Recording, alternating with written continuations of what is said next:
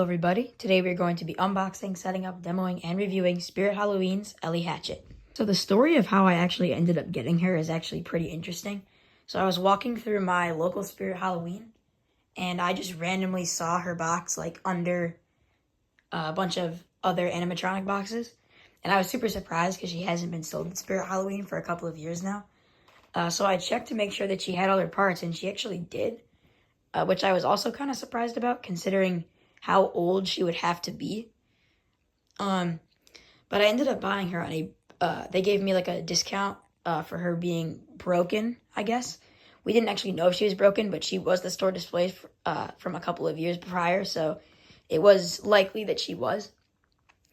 But turns out she actually was broken when I initially set her up. Her axe was not working. Like, her whole motion just did not work.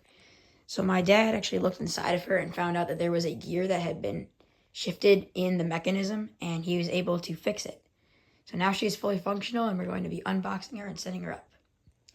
Alright, so I'm going to open up the box and show you guys what's inside. Alright, so this is what the inside of the box looks like. It's a little messy. It's obviously not like how she originally be packaged. So she was already kind of messed up in the box when I initially got her. So that's why I was kind of worried that she might be broken. And she obviously ended up being broken, but she's perfectly fine now. So I'm going to take out all the parts, lay them out, and I will show them to you. And then we will start the setup. Okay, so this is a pretty simple setup. There really is not a lot of parts. So starting off right here, we have the instructions. Right here is her control box, and those foam forms are her legs, so it looks like she's kneeling.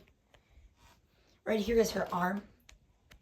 Not her arms, her hands. This is her hand piece with the axe or hatchet.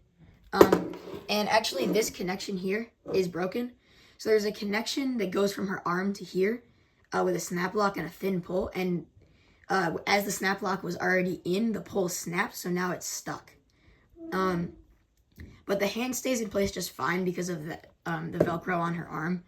So I'm not really too concerned about that. It is a little unfortunate, but I mean, I did get her used, and the store display models are kind of abused by people just repeatedly setting them off. So I kind of expected her to be a little broken, but I was a little disappointed about that, but it really doesn't matter all that much. So I don't really care too much. Here's the base. It's a pretty small base, but she's also a pretty small prop, so that's understandable. Here's the adapter. The adapter did not come with the little white adapter box. It was not in there. So that was kind of interesting, although I kind of expected that also. Sometimes the store displays are missing little bits of packaging. I also got Giant Death Ray off of a store display. I might be doing an unboxing of him this year. Stay tuned for that. But I also got him off of a store display, and he was missing the little screw that attaches his head, so I had to, find one. And we're still trying to find one that fits really, because the one that we did find didn't exactly fit it perfectly. So it's kind of still a work in progress, but that screw that we have will do for now. And then finally, we have Ellie Hatchet herself. Her arms are already in the sleeves. That's how she is supposed to come. So at least that was correct. Here's your face, and it also has all of her clothing. Alright, so now I'm going to get to the setup. Okay, so pretty obviously the first step is going to be to attach her control box and leg forms to the base. So I'm going to go ahead and do that right now. Alright, this is what it's going to look like once you attach that. The next step is going to be attaching Ellie Hatchet herself to the base and the control box piece. Alright, so I've got her all attached. So I had to put her left arm in, as you can see when I set her up initially. And that was last year, and I can't seem to get that connection out, and she fit in the box with the arm up, so I just left the arm in. But if you were to get her new, you would need to attach that arm and attach the other arm, which I still need to do, so I'm going to go ahead and do that, and we'll get on to the next step. Okay, so her arms are all attached, so now I'm going to attach her hands to the top of her arms. I'm also going to adjust the Velcro onto the hands. There are some Velcro pieces on the hands, and there's some Velcro inside the sleeve here, and you're going to attach the Velcro together. Yeah. I will see you guys when I finish that. Okay, her hands are all on, her Velcro is adjusted. So the next thing that I'm going to do is just plug in the adapter and then wire her up. So the only things that really need to be connected are the IR sensor, which is right there, to the control box, and the wire that comes from her mechanism to the control box. And yeah, see when I'm done with that. All right, she's all wired up and ready to go. I'm going to cut to the demo, but just know that before I do that, I will be just adjusting her clothing a little bit and positioning her. So if she looks a little different in the demos, that's why. All right, let's demo her. Get back.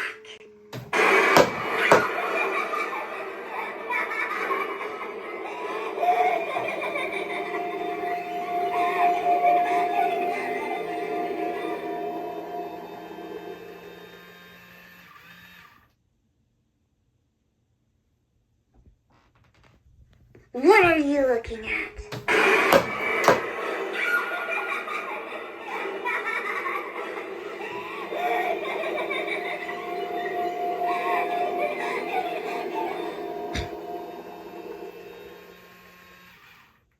All right, that was her demo.